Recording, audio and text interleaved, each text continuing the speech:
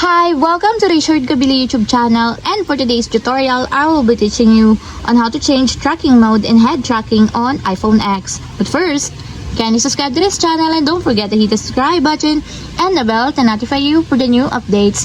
And let's start. Using your iPhone X, from your home screen first, go to Settings. Then in the settings, scroll down and find the accessibility and then tap. Then in the accessibility, scroll down again and go to physical and motor section and then tap the switch control. Then in this part, in the switch control, scroll down and go to point scanning section and then tap the head tracking.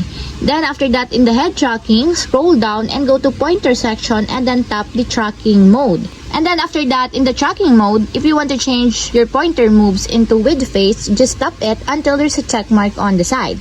And if you want to change your pointer moves when facing screen edges, just tap it also until there's a check mark on the side, just like this.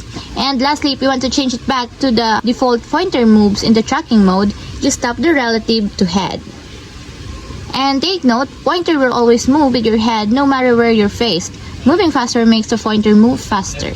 And that's it, we have successfully changed tracking mode and head tracking on iPhone X. If you have a question, can comment down below and don't forget to hit the subscribe button and the bell to notify you for the new updates.